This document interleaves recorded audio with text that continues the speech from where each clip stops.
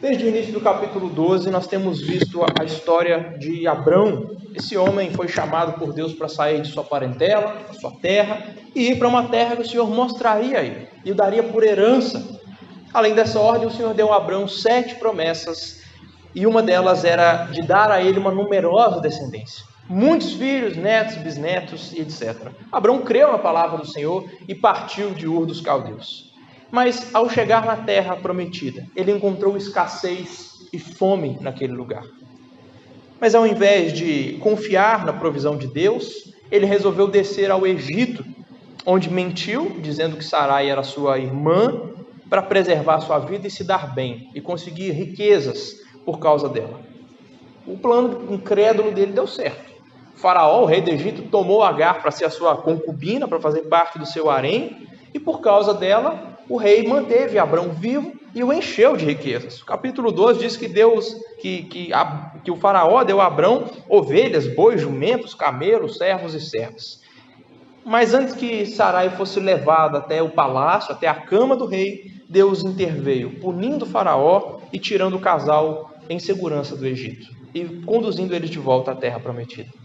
No domingo passado, no capítulo 15, nós vimos que Abrão estava angustiado pela demora de Deus em atender às suas promessas, principalmente duas: de dar a ele uma grande descendência e de dar a ele aquela terra. O patriarca se queixa contra Deus, dizendo que até agora ele não tem filhos, e o herdeiro dos seus bens é um servo que ele adotou para ser o seu herdeiro legítimo, um servo chamado Eliezer. E em resposta à angústia de Abrão, Deus mandou que ele saísse da sua tenda e olhasse para o céu à noite e tentasse contar as estrelas. E Deus disse para ele: está vendo como você não consegue? Elas são muito numerosas. Assim também eu vou te dar uma descendência tão numerosa que você não vai conseguir contar. Assim como era impossível contar as estrelas, então a descendência de Abrão seria numerosa. Além disso, Deus disse a ele, esclareceu: olha, o seu herdeiro não vai ser esse servo que você adotou, vai ser um filho que eu vou dar a você, que você vai gerar, vai ser carne da sua carne, sangue do seu sangue. Agora, aqui no capítulo 16, a gente vê que a espera pelo cumprimento dessa promessa continua longa e dolorosa para esse casal peregrino. O filho prometido não vem, Sarai não consegue engravidar, e os personagens começam a entrar em conflito quando eles planejam a sua própria maneira fazer com que a promessa de Deus se cumpra. A semelhança daquele episódio lá no Egito, no capítulo 12, esse plano carnal do casal tem o potencial de causar um desastre, de prejudicar os planos de Deus, se Deus na sua misericórdia não intervir. Esse episódio tem dois incidentes, duas grandes partes. Primeiro envolvendo Sarai e Agar, e depois envolvendo o anjo do Senhor e Agar no deserto. Veja aí na sua Bíblia a primeira parte, que vai até o versículo 7. Eu vou reler todo o texto. Até o versículo 6 vai a primeira parte. E diz assim: ora, Sarai, mulher de Abrão, não lhe dava filhos. Tendo, porém, uma serva egípcia por nome Agar, disse Sarai a Abrão: eis que o Senhor me tem impedido de dar à luz filhos. Toma, pois, a minha serva, assim me edificarei com filhos por meio dela. E Abrão anuiu, ou concordou com o conselho de Sarai. Então, Sarai, mulher de Abrão, tomou Agar, egípcia, sua serva, e deu-a por mulher a Abrão, seu marido, depois de ele ter habitado por 10 anos na terra de Canaã. Ele a possuiu, e ela engravidou. Vendo ela que havia concebido ou engravidado, foi sua senhora por ela desprezada. Disse Sarai a Abrão: seja sobre ti a afronta que se fez a mim. Eu te dei a minha serva para possuíres. Ela, porém, vendo que engravidou, desprezou-me. Julgue o Senhor entre mim e ti. E respondeu Abrão a Sarai: a tua serva está nas tuas mãos. Procede segundo melhor te parecer. Sarai humilhou-a, e ela fugiu da sua presença. Então o texto começa pintando para nós um cenário doloroso de infertilidade para Sarai. Ela não conseguia dar filhos a Abrão. Naquele tempo isso era uma grande desonra para uma mulher. Era uma vergonha, era um vexame uma mulher que não conseguia dar filhos ao seu marido. A gente pode calcular que Sarai tinha mais ou menos uns 75 anos aqui nesse episódio. E é sensato a gente pensar que por essa idade, e pelo que ela diz no versículo 2, o Senhor me impediu de dar à luz filhos, é sensato a gente concluir que ela tinha entrado na menopausa. E se antes já tinha pouca esperança, porque ela foi estéril a vida inteira, nunca conseguiu engravidar, agora que entrou na menopausa é que acabou a esperança de vez. Não há mais chance dela dar filhos ao seu marido. E ela fica revoltada. Ela diz: o Senhor me impediu de dar à luz filhos. Acabaram suas esperanças. Então ela chega à conclusão de que o filho que Deus prometeu dar ao seu marido não pode vir por meio dela. Então ela toma a incrédula decisão de usar uma serva egípcia, provavelmente dada por Faraó no tempo em que ela estava lá no Egito, no capítulo 12. Mas eu não sei se vocês perceberam, o texto chama por 2 vezes, chega a ser até cansativo para a nossa leitura. O texto chama Sarai de esposa de Abrão repetidamente. Isso enfatiza a posição legítima dela como a mãe do filho da promessa. Se ela é a esposa de Abrão, então o filho da promessa tem que vir dela e não de outra mulher. Mas ela perde isso de vista. Ela fraqueja na sua fé, ela dá uma serva, uma escrava, para ser a mãe substituta do filho da promessa. Essa é uma prática muito comum na antiguidade. Quando uma mulher estéril não conseguia dar luz a filhos, ela pegava uma criada e dava para o marido dela se deitar com essa criada, então dar filhos a ela. E então a filha ou o filho que a empregada ou que a serva gerasse pertenceria à dona, à senhora da casa. Essa era uma prática socialmente aceitável naquele tempo, há até muitas leis que regulam essa prática. O famoso Código de Hammurabi, todos devem conhecer, um conjunto de leis da Mesopotâmia que data de 1700 anos antes de Cristo, que mostra para nós que essa era uma prática comum e regulada por lei. Há também um outro conjunto de leis encontrados em Nuzi, uma cidade que fica próxima ao Iraque, onde foram encontradas tabuinhas de argila contendo leis que datam de 1500 anos antes de Cristo e que relatam essa prática de ter uma mãe substituta. É mais ou menos o que tem hoje, o que a gente chama hoje de barriga de aluguel. Só que Agar era serva de Sara. Isso está bem claro aqui no texto. Era a mesma relação que Abrão tinha com Eliezer, como a gente viu no capítulo anterior, domingo passado. E se Deus esclareceu para Abrão que o filho que seria herdeiro das promessas não seria um filho adotado, mas seria um filho gerado por ele, nada mais natural do que entender que o filho da promessa nasceria da legítima esposa, e não de uma mulher dada, uma mulher empregada, uma serva. Ela é apenas isso, ela é uma serva. E o texto quer deixar isso muito claro, ele 6 vezes repete, e Agar, serva de Sarai, para dizer para nós, não é Agar que é para ser a mãe do filho da promessa. Isso está errado, é o jeito do narrador dizer, isso é absurdo.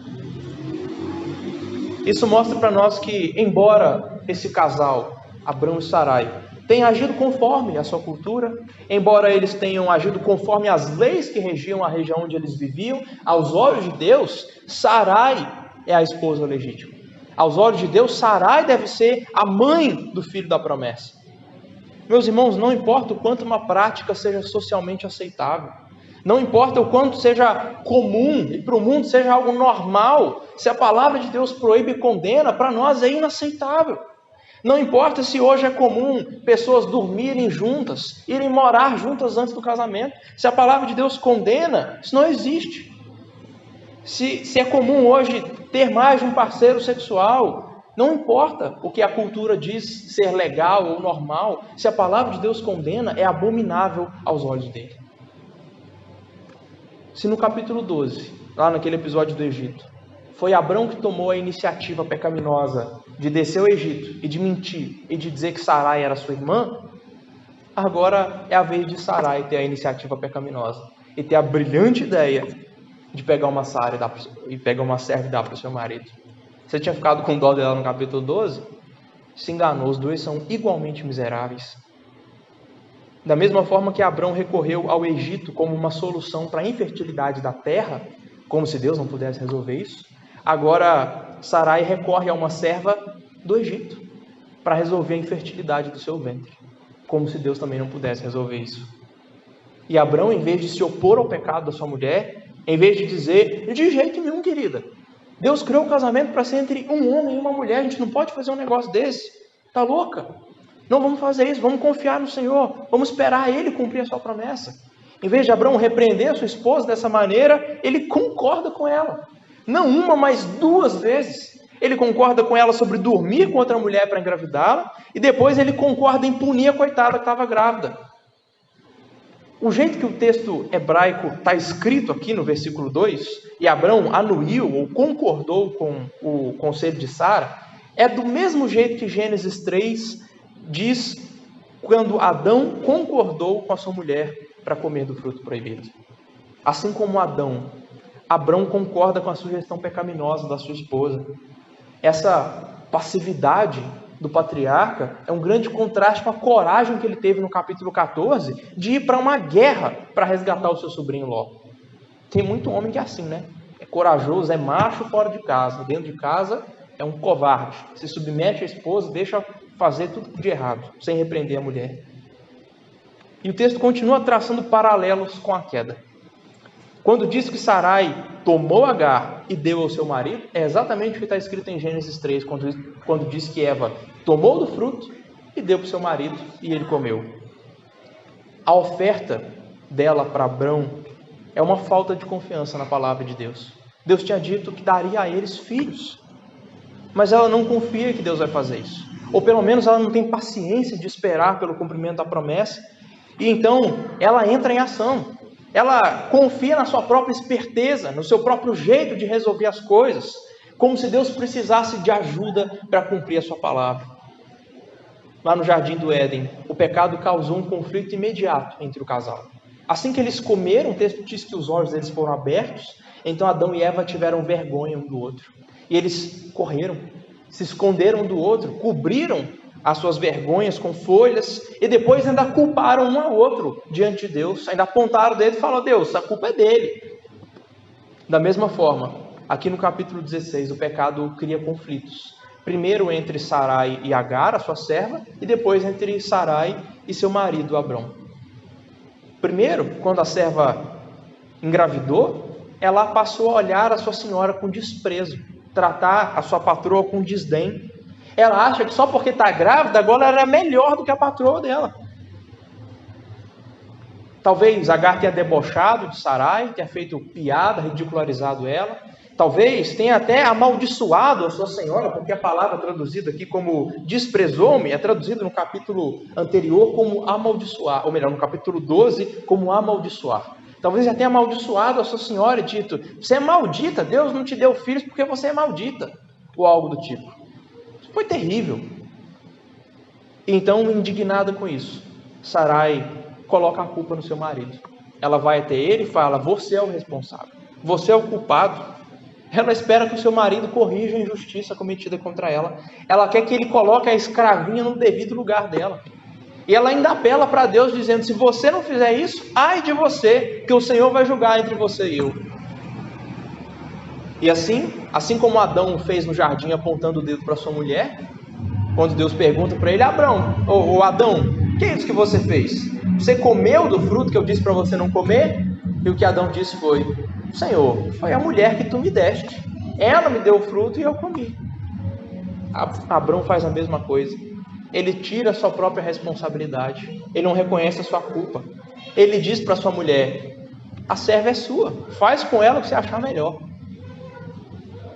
Conforme o código de Hammurabi, uma senhora desprezada podia marcar sua escrava com ferro quente, igual se faz com boi, e podia colocá-la no tronco, igual se faz com escravo. Um outro conjunto de leis daquela época, data de 2000 anos antes de Cristo, chamado Código de Ur-Nammu, prescrevia que uma serva insolente como Agar podia ser pegada e esfregar a boca dela com sal para ela aprender uma lição. Sarai tinha todas essas possibilidades vingativas disponíveis legalmente. A gente não sabe o que exatamente ela fez com Agar, mas o texto diz que ela humilhou a sua serva. Só que essa palavra traduzida aqui como humilhou é a mesma palavra que apareceu no capítulo 15, quando Deus diz a Abrão que a sua descendência seria afligida 400 anos no Egito. E essa palavra volta a aparecer em Êxodo, quando diz que os egípcios afligiram os israelitas com cargas. Fizeram eles amargar com vida dura de escravidão, em barro, em tijolos e com todo tipo de trabalho no campo. Então, por esse contexto, pelo uso dessa palavra, a gente pode ver que Sara não somente humilhou Agar, ela colocou a serva para trabalhar pesado, ela afligiu a sua serva. É uma reação severa demais. Sarai se tornou vingativa, opressora, cruel, tanto que Agar foge da presença dela. Mais tarde, a lei de Moisés vai pressupor que se um escravo foge, é porque o Senhor estava maltratando ele. Deuteronômio capítulo 23 diz que se um escravo for para sua casa fugido, não é para você devolver ele para o senhor dele, é para você abrigá-lo. Porque a lei pressupõe que se um escravo fugiu, é porque estava sofrendo maus tratos. Irmãos, como é triste e terrível o pecado. Ele não só nos condena à morte e nos separa de Deus, como ele também nos separa uns dos outros.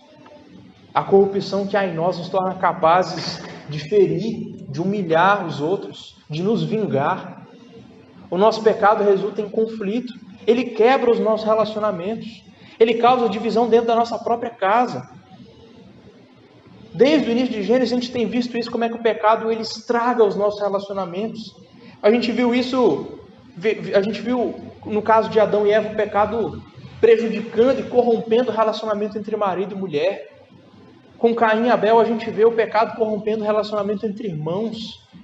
Com Noé e Cã a gente vê o pecado atrapalhando o relacionamento entre pai e filho. E agora o pecado acabando com o relacionamento entre senhora e serva, empregado e patroa, agora com Sarai e Agar em Gênesis 16.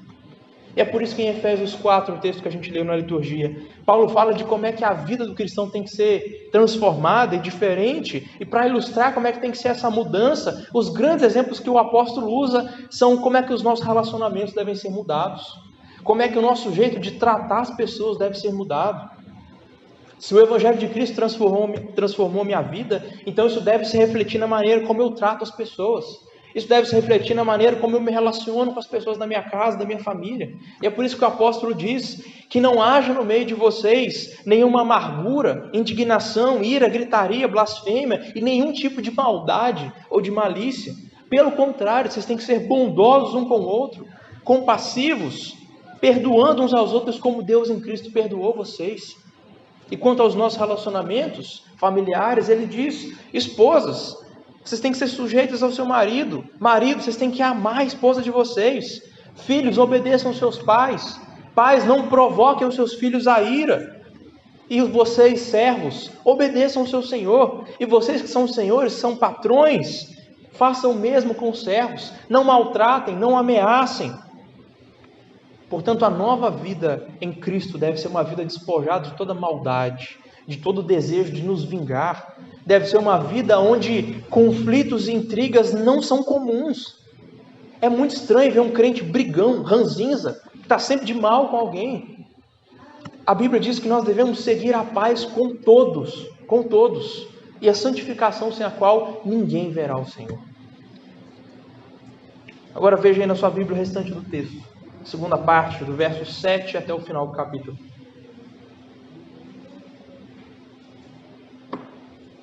Tendo achado Agar, o anjo do Senhor, junto a uma fonte de água no deserto, junto à fonte no caminho de Shur, disse-lhe: Agar, serva de Sarai, de onde vens e para onde vais? Ela respondeu: fujo da presença de Sarai, minha senhora. Então lhe disse o anjo do Senhor: volta para tua senhora e humilha-te sob suas mãos. Disse-lhe mais o anjo do Senhor: multiplicarei sobremodo a tua descendência, de maneira que por tão numerosa não poderá ser contada. Disse-lhe ainda o anjo do Senhor: concebeste e darás à luz um filho, a quem chamarás Ismael, porque o Senhor te acudiu na tua aflição. Ele será entre os homens como um jumento selvagem. A sua mão será contra todos e a mão de todos contra ele, e habitará fronteiro a todos os seus irmãos. Então ela invocou o nome do Senhor que lhe falava. Tu és Deus que me vê, pois disse ela: não olhei eu neste lugar para aquele que me vê? Por isso, aquele poço se chama Beer Lahai Roi, que está entre Cádiz e Bered. E a conclusão do texto diz: Agar deu à luz um filho a Abrão, e Abrão a seu filho que lhe dera Agar, chamou-lhe Ismael. Era Abrão de 86 anos quando Agar lhe deu à luz Ismael. Pela graça e misericórdia, Deus vai atrás da escrava fugida. Ele se encontra com Agar. Ele envia o seu anjo até ela. Mas Deus vai até ela com misericórdia. Ele estende graça, ele estende compaixão. E quando ele se encontra com ela está na fronteira do caminho de Sur, como diz a nossa tradução. Em hebraico, Shur é muro. Provavelmente aqui uma referência aos muros de uma fronteira. Ela estava voltando para o Egito. Ela estava tentando atravessar a fronteira e voltar para casa, onde ela se sentiria segura, lá na terra de Faraó. Agar estava fugindo para o seu lar, com medo, apavorada. Além disso, o texto diz que o anjo do Senhor se encontrou com ela numa fonte, no meio do deserto. Ter uma fonte, ter um poço de água no meio da aridez de um deserto é um sinal de vida, é um sinal de esperança para uma mulher que estava aflita, que estava sofrendo, que estava com medo, que estava desamparada. Mas o anjo vem a ela e chama ela de serva de Sarai. Ele está lembrando ela que a sua condição é de serva. Está lembrando ela de sua responsabilidade. Olha, você está carregando no ventre um filho que não pertence a você. A sua responsabilidade é voltar. Então volta e se submete à sua senhora. Se humilha diante dela. Mas junto dessa ordem, o anjo dá a Agar duas profecias a respeito do seu filho que ela carregava na barriga. Primeiro, ele teria muitos descendentes. Nem seria possível contar tantos filhos que ele teria. Então, perceba que, embora a descendência de Abrão por meio de Agar tenha surgido de forma estranha, torta, Deus ainda assim abençoa, de tão misericordioso que Ele é. Ainda que a descendência de Ismael não seja a descendência escolhida para ser o povo da aliança, ainda assim Deus vai abençoar os descendentes de Agar e vai transformar eles numa grande nação, num povo numeroso. E a segunda profecia trazida pelo anjo trata do destino do menino. Ele vai ser como um jumento selvagem. Essa não é uma predição que nenhuma mãe gostaria de ouvir a respeito do seu filho. É uma metáfora para um estilo de vida teimoso, assim como um jumento é teimoso. Alguém que não se deixa impedir, alguém que não se deixa convencer. Alguém que não se dobra, que não muda de opinião, cabeça dura. Ele vai herdar o espírito rebelde da sua mãe. Ele vai viver em hostilidade, ele vai viver em conflito com as pessoas. Além disso, ele vai viver para fora das fronteiras dos seus irmãos. E de fato, quando a história de Abrão termina no capítulo 25, Ismael e Isaac estão vivendo separados, em terras separadas, com heranças separadas. A descendência de Ismael vai viver em conflitos com os povos ao redor. Na verdade, a descendência de Ismael vai viver em guerra constante contra os israelitas. Aqui está a raiz dos conflitos atuais que a gente tem visto entre judeus e palestinos. Está aqui a raiz de tudo, a origem desse conflito. E em resposta a essas profecias, Agar invoca o nome do Senhor. Lembre-se, a gente tem visto desde o início de Gênesis que invocar o nome do Senhor tem a ver com oração.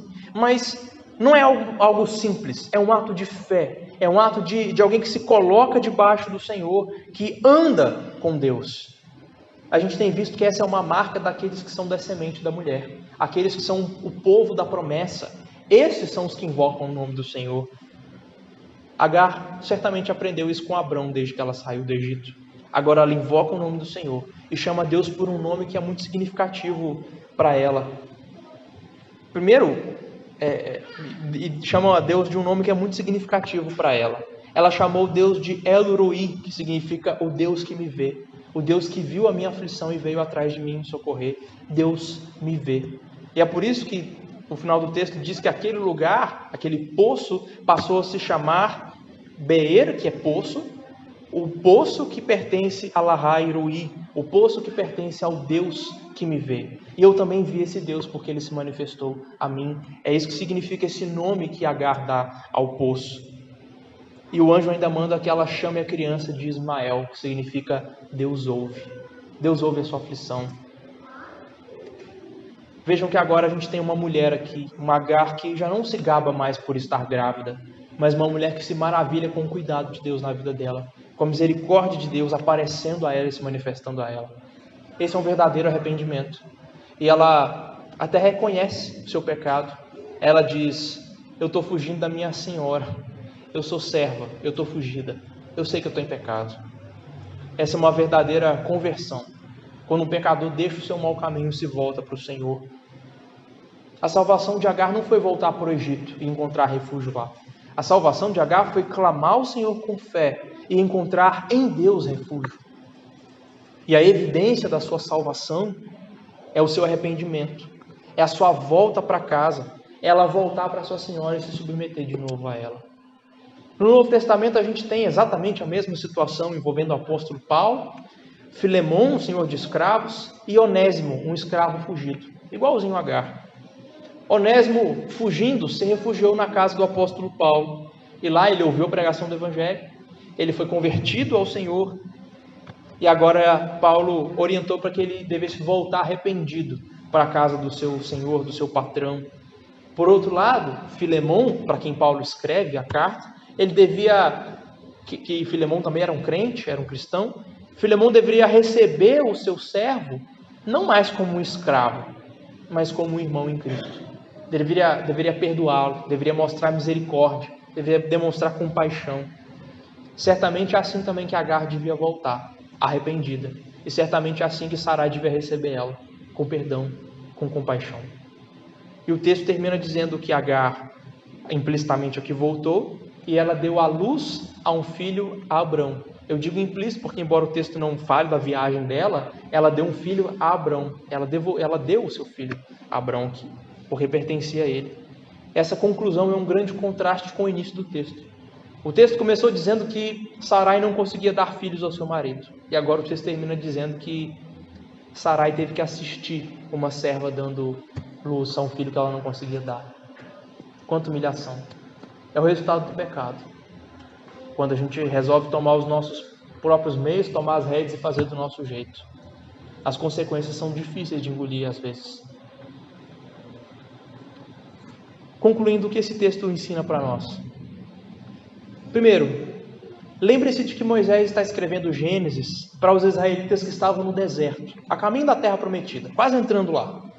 Esse povo viu muitos dos seus parentes e amigos morrendo no deserto, sob o castigo de Deus.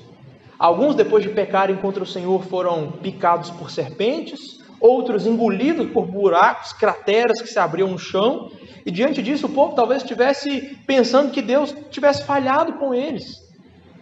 Poxa, eles eram um povo escolhido, eles eram descendentes de Abraão, portadores das promessas. Por que estavam passando fome no deserto e sendo mortos por Deus, castigados? E com esse texto, Moisés está dando uma grande resposta para eles. Não é porque vocês são descendentes sanguíneos de Abraão, é que vocês são escolhidos. Não é porque vocês são descendentes de Abraão que vocês são crentes de verdade. Porque ter nascido na linhagem de Abraão não quer dizer nada. Olha só Ismael. Nasceu de Abraão e ainda assim não é escolhido por Deus. Não é o povo da promessa. É um jumento selvagem. Sujeito que não se dobra, que não obedece, que não se curva ao Senhor. Ismael é um grande exemplo de que não é por descendência sanguínea que se herda as promessas, que se recebe a salvação. O apóstolo Paulo, quando escreve Romanos 9, ele toma o exemplo dessas duas descendências, Ismael e Isaque, como uma grande ilustração, um grande exemplo de que não é porque se é descendente sanguíneo e físico de Abraão é que se herda as promessas e se tem a salvação. Ele estava escrevendo isso para muitos cristãos vindos do judaísmo, que pensavam que só por serem descendentes sanguíneos de Abraão já estavam salvos, já estava garantido. Não depende de quem quer ou de quem corre, como ele diz. Não depende de quem você é filho, depende de Deus ter misericórdia da sua vida. Não é porque Ismael nasceu de Abraão é que ele é o povo, que ele faz parte do povo da aliança. Esse mesmo princípio valia para os judeus para quem Paulo escreveu Romanos 9. Podiam ser descendentes de Abraão segundo a carne, segundo o sangue, mas não quer dizer que eram um povo de Deus. E o mesmo princípio vale para nós hoje, irmãos. Não é porque você é filho de crente, não é porque você é neto de crente, não é porque você nasceu na igreja, talvez tenha sido batizado na infância. Se você não se arrepender dos seus pecados verdadeiramente, se você não crer no Senhor Jesus Cristo, não entregar a Ele toda a sua fé e sua confiança, você vai morrer no seu pecado. Porque não depende de descendência sanguínea, não depende de quem você é filho, depende da misericórdia e da graça do Senhor. Esse é o primeiro grande ensino de Moisés, certamente, por trás desse texto. Em segundo lugar, esse mesmo Deus que é soberano, que é zeloso, que pune o pecador, é um Deus gracioso, é um Deus misericordioso, que escuta o clamor do aflito. E Moisés está querendo ensinar isso para o povo. Deus escutou o clamor de Agar no deserto e foi até ela. Ele ordenou que a criança se chamasse Ismael, porque esse nome significa Deus ouve. Deus ouviu a aflição de Agar, que estava no deserto aflita, assim como os primeiros leitores de Gênesis estavam no deserto, aflitos, se sentindo desamparados. E Moisés escreve esse texto que cai como uma luva para dizer para eles: Deus ouve a aflição de vocês, Deus escuta o clamor de vocês quando vocês oram, quando vocês buscam o Senhor. Por isso, meu irmão, se você é oprimido por alguém, desprezado, se você se sente humilhado, se você é perseguido por alguém, clame ao Senhor. Peça misericórdia dele, com clamor, com oração, com lágrimas. Como a gente leu no Salmo 5, no início do culto, diga para Deus: dá ouvido, Senhor, às minhas palavras, acode ao meu gemido. Escuta, Rei meu e Deus meu, a minha voz que clama, porque a ti eu imploro. Deus cuida dos oprimidos. Esse é um ensino não só aqui de Gênesis 16, mas de toda a Escritura. Em Êxodo capítulo 3, Deus diz: eu vi a aflição do meu povo que está no Egito, eu ouvi o clamor deles, e por isso eu fui até lá. Eu conheço o sofrimento do meu povo, e eu fui até lá para livrá-los das mãos dos egípcios. Os israelitas, para quem Moisés escreve, precisavam se lembrar disso, que foi pelo clamor deles que Deus os ouviu. Foi pela fidelidade do Senhor às promessas feitas a Abrão. Deus cuida daqueles que sofrem injustiça. Por isso tem tantas leis no Antigo Testamento, no restante do livro de Êxodo, em Números, em Deuteronômio, tantas leis que protegem o órfão, a viúva, o estrangeiro, o oprimido, o escravo. Por isso que no Novo Testamento a gente vê Paulo dando ordem aos senhores. Por isso a gente vê Jesus atendendo nos evangelhos aos oprimidos, curando os doentes, os oprimidos do diabo, indo atrás daqueles que eram marginalizados pela sociedade, excluídos, desamparados. É por isso que o nosso Senhor Jesus diz: venham a mim, venham todos vocês que estão cansados, sobrecarregados, eu vou aliviar vocês. O meu fardo é leve, o meu jugo é suave, então venham até mim e vocês vão encontrar descanso para a alma de vocês. O nosso Deus é um Deus que ouve o nosso clamor. Se você está aflito, se você está desesperado, está desamparado, de alguma forma é desprezado, humilhado por alguém, busca o Senhor em oração, em lágrimas, clame a Ele, Ele é o Deus que ouve. Nesse episódio, e em muitos outros mais, a gente vê o anúncio do nascimento de uma criança.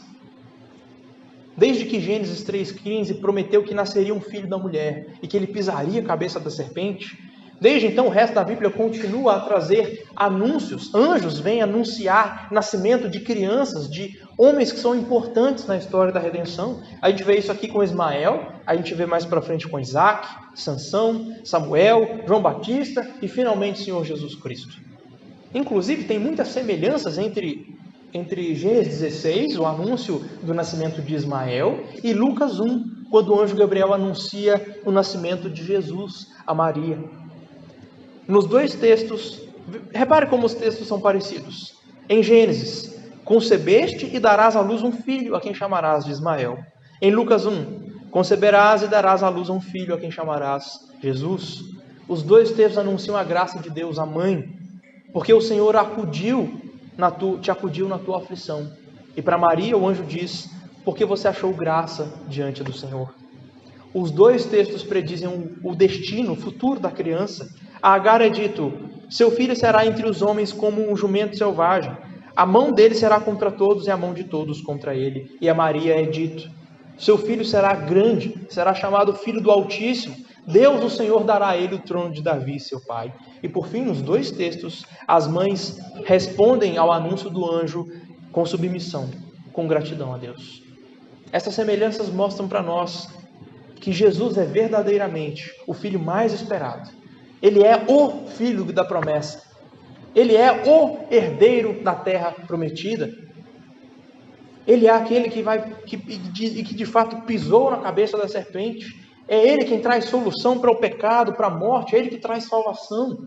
Todos esses nascimentos prenunciados eram apenas sombra, tipo do nascimento real, verdadeiro e mais importante, que é o de Jesus Cristo. Ainda, Gênesis 16 mostra um contraste entre depender da graça de Deus e agir com as suas próprias forças, fazer com as suas boas obras. O povo da aliança é chamado para depender da graça de Deus. Tentar ajudar Deus a cumprir as suas promessas é tolice. Crer que é possível ajudar Deus de alguma forma na salvação, crer que é possível você contribuir com Deus, isso só leva ao desastre. Sarai é um grande exemplo disso. Por meio da sua iniciativa, da sua impaciência, ela tenta cumprir por si mesma algo que Deus tinha prometido fazer, dar um filho a Abrão. Então, Agar e Ismael se tornam aqui um grande símbolo para nós do que é viver pela carne, do que é viver dependendo de si mesmo, da força do próprio braço, independente de Deus. Isso é o contrário, é o oposto do que é viver com fé nas promessas. A salvação é algo que se abraça pela fé, não se conquista com o braço. Esse conflito de Sarai e Agar simbolizam o conflito constante que existe dentro de cada crente entre depender da graça de Deus, perseverar pela fé, na fé, ou se esforçar para conquistar por si mesmo o que Deus prometeu que vai fazer de graça. Por isso, nesse texto, meus irmãos, nós somos incentivados a esperar em Deus e não tentar passar o carro na frente dos bois, sem tentar tomar a rédea da situação. Deixa Deus cuidar de você. Deixa Deus conduzir a sua história, o seu caminho. A sua vida não pode estar em melhores mãos do que nas de Deus. Não tome decisões precipitadas, incrédulas. Não tente apressar as coisas. Não recorra a trapaças para resolver os seus problemas. Não negocie os princípios da palavra de Deus em troca de soluções fáceis, porque as consequências podem ser desastrosas para você e para a sua família, como a gente vê aqui em Gênesis 16 e em tantos outros textos da Bíblia. Planejar sem fé traz sérios prejuízos. Por isso espera no Senhor.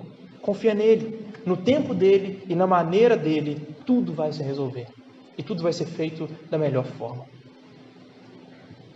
Em último lugar, nós vemos a esperança e a convicção desse casal serem perturbadas por perguntas, dúvidas, por planos carnais, por decisões incrédulas que um ou outro toma, por conflitos na casa dele. Gente, a caminhada com Deus não é algo fácil. Todo dia há dificuldades, há obstáculos que se colocam no nosso caminho, que o tempo todo provam a nossa fé e exigem de nós perseverança, resistência. Nesse processo, nessa caminhada, há altos e baixos, há dias bons e dias ruins. Nesse episódio, naquele outro do Egito, nós vimos dias ruins na vida desse casal, na caminhada desse casal. Nem a iniciativa de Abrão de descer ao Egito e mentir deu certo, terminou bem, e nem a iniciativa de Sarai de dar uma escrava para dormir com o marido terminou bem. A gente vê aqui dias nublados na vida desse casal, mas nem todos os dias são assim. Nem os dele foram e nem os nossos são. Por isso a gente não pode desanimar, a gente não pode desistir da caminhada só porque há dias difíceis, porque nem todos são assim.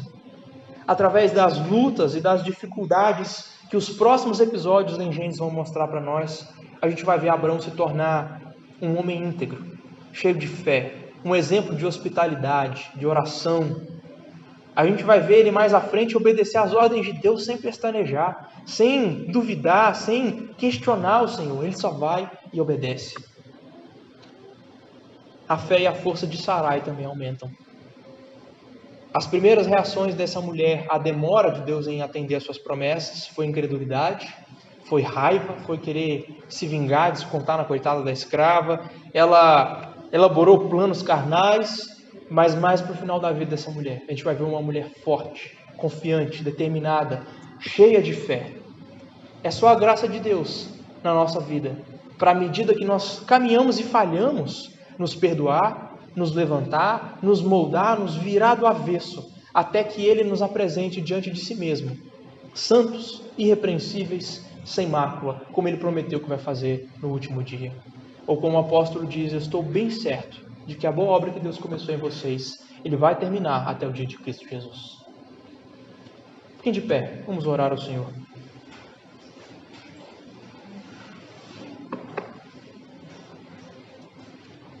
Senhor, Deus de Abrão, nosso Deus, Criador dos céus e da terra, Pai da eternidade, Deus santo, em quem não há maldade ou pecado algum, nós nos prostramos na Tua presença em oração. Nós reconhecemos nosso pecado, nossa miséria, nossa incredulidade. Nós vemos Abrãos e Sarais em nós. Senhor, nós somos tão falhos e imperfeitos quanto eles foram, e somos tão dependentes da Tua graça, da Tua misericórdia quanto esse casal foi.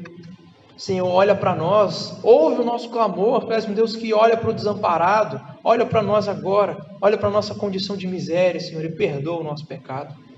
Enche o nosso coração de fé, de confiança nas Tuas promessas. Livra-nos de querer tomar as rédeas da nossa vida e querer resolver as coisas da nossa própria maneira. Livra-nos de tomar decisões tolas, estúpidas, que só trazem dano à nossa vida e prejuízo aos nossos familiares. Livra-nos dos conflitos que surgem no nosso lar por causa do pecado. Senhor, nós clamamos que a Tua misericórdia seja sobre nós. E nós Te agradecemos porque temos a confiança e a certeza de perdão por meio do Senhor Jesus Cristo. Ele é o Filho prometido. Ele é o nascido de mulher que traz a salvação, que pisa o diabo e que traz para nós vitória sobre a morte. Toda a nossa esperança está nele. Reacenda todos os dias essa esperança em nós. Lembre-nos do Evangelho todos os dias, Senhor. Nós pedimos e suplicamos. E que agora, a Tua mesa, a Santa Ceia do Senhor, sejamos lembrados da maravilha do sacrifício de Cristo, partindo Seu corpo por nós e derramando o Seu sangue a nosso favor. Nós oramos em nome dEle. Amém.